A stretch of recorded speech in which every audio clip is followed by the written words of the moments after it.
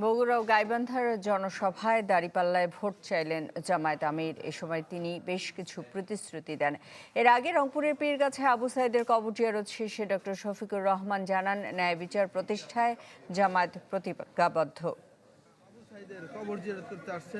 জুলাই আন্দোলনের প্রথম শহীদ আবু সাইদের কবর জিয়ারতের মধ্য দিয়ে তৃতীয় দিনের নির্বাচনী প্রচারণা শুরু করেন জামাত আমির। রেইনবো অলরাউন্ডার এক্সটেরিয়র পেইন্ট বাড়ির বাহিরের দেয়ালের সুরক্ষা নিয়ে থাকুন নিশ্চিন্ত। সাথে পাচ্ছেন 10 বছরের ওয়ারেন্টি। আবু সাইদের ঋণ পরিশোধ করার কোনো শক্তি রাখে না, কিন্তু এরপরে আমাদেরকে চেষ্টা করতে হবে সেই ঋণ পরিশোধ করার।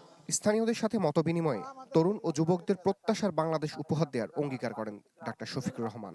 আহ্বান জানান ভোটের সব প্রতিবন্ধকতা দূর করে সামনে এগিয়ে যাওয়ার।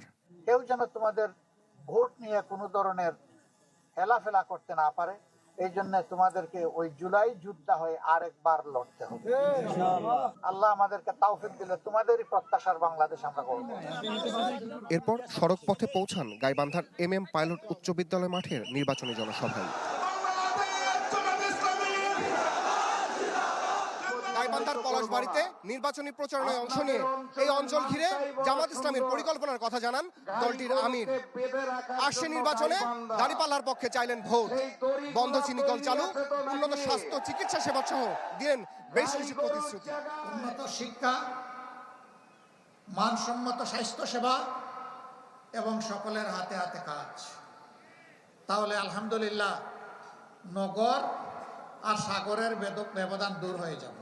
আমরা ইনশাআল্লাহ প্রত্যেকটা যুবক যুবতীর হাতকে আমরা বাংলাদেশের দেশ গড়ার কারিগরের হাতে পরিণত করব। আমরা চাঁদাবাজদেরকে নির্মূল করব ইনশাআল্লাহ। ভয় পেও না চাঁদাবাজ, তোমরাও এই সমাজের মানুষ। আমরা ইনশাআল্লাহ তোমাদের হাতেও সম্মানের কাজ তুলে দেব। বক্তব্য শেষে জেলার 5টি আসনে জামাত মনোনীত প্রার্থীদের পরিচয় করিয়ে দেন ডাক্তার শফিকুর। হাতে তুলে দেন দলীয় প্রতীক দাঁড়িপাল্লা। এরপর সড়ক পথে বগুড়ার আলতাফুন্নেসা খেলার মাঠে পৌঁছান জামাত আমির। দেশ সেবার সুযোগ পেলে শহরটিকে সিটি কর্পোরেশন করার ঘোষণা দেন তিনি। জানান মিথ্যা প্রতিশ্রুতি আর বেকারদের মিছিল দেখতে চায় না জামাত। আহ্বান জানান গণভোটে হ্যাঁকে জয়যুক্ত করার। আপনারা সেদিন সবাই হা ভোট দিবেন তো ইনশাআল্লাহ? সবাইকে হা ভোটে উদ্বুদ্ধ করতে হবে। আমরা আশা করি হা ভোট বিজয়ী হলে বাংলাদেশে আর ফেসিবাদ ফেরত আসবে না ইনশাআল্লাহ।